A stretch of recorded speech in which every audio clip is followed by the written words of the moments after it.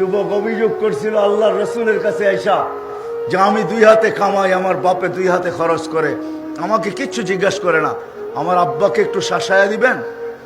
তা আল্লাহ রসুল পাঠাইছে যুবকের বাড়িতে তার আব্বাকে ডাইকা আনতে। সাহাবী রসুল যা বলছে তোমাকে ডাকে আল্লাহর রসুল, ডাইকা পাঠাইছে, চলো। বলছে ওইখানে কে আছে? বলে কাউকে তো দেখি নাই, তোমার ছেলেকে বসা দেখছি।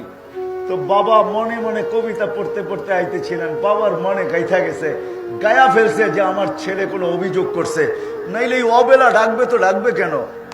তো মনে মনে কবিতা পড়তেছিলেন, ঠোঁটো হেলতে ছিল না, জিহ্ব নড়তে ছিল না, লম্বা কবিতা। জিবরিল আলাইহিস সালাম আগেই শুনায়া দিয়েছেন আসতেছে, কিন্তু মনে মনে কবিতা পড়তে পড়তে সালাম দেওয়ার পরে জবাব দিয়া কবিতাগুলো আগে শুনে নিবেন, কথা যা বলার তা পরে বলবেন। যখন এসে সালাম দিছে আল্লাহ রসুল জবাব দিয়া বসে কবিতা শোনাও। বসে ইয়া রাসূল আল্লাহ, আপনাকে কে বললো? আল্লাহ রসুল বললেন নাব্বানিয়াল আলিমুল খাবীর, আল্লাহ জানায় দিছে বল কবিতা। এক একটা ছন্দ পড়তেছিল, আল্লাহর রসুলের চোখের পানিতে বুক ভাসতেছিল। তর্জমা করতে গেলে লম্বা সময় চলে যাবে, 2-1টা না শুনাইলেই নয়। বাপ মনে মনে ভাবতেছিল একা ছিলাম, বড় স্বপ্ন ছিল বিয়ে হবে, বিয়ে হইলো তো 2 জনের স্বপ্ন দাঁড়ায় গেল যে আমাদের কুল ভরবে।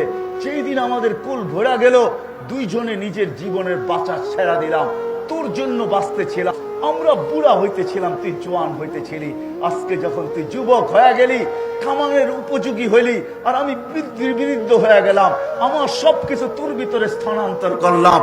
হয় দুনিয়ায় ব্লুটুথের মাধ্যমে নেওয়া হয়, দুনিয়ায় শেয়ার হিটের মাধ্যমে নেওয়া হয়, আমি এক কুদরতের মাধ্যমে আমার সমস্ত যৌবনী সবকিছু তোর ভিতরে স্থানান্তর করলাম। আর তুই আজকে যুবক হইলি, কামাইতে শুরু করলি, তুই আমাকে বাপ না ভাবতি, একজন বন্ধুও তো ভাবতে পারতি, একজন বন্ধু না ভাবতি, একজন প্রতিবেশীও তো ভাবতে পারতি। প্রতিবেশীরও তো একটা অধিকার আছে, তুই আল্লাহ রসুলের বিরুদ্ধে আমার কাছে অভিযোগ করলি। হায় হায়,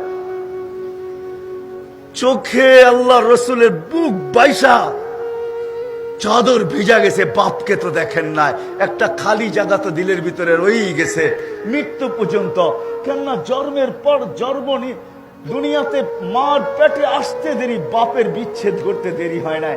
আল্লাহ রসুল তো বাপকে দেখেন নাই, বিজয় বিরাট বড় একটা শূন্যতা মৃত্যু পর্যন্ত রয়েই গেছে, বাপের শূন্যতা। এই জন্য যখন বাপ অভিযোগের কবিতা শুনাইতেছিলেন তখন নিজের কান্না ধরে রাখতে পারেন নাই।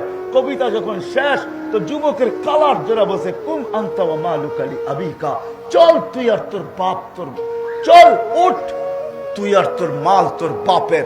বাপের বিরুদ্ধে অভিযোগ।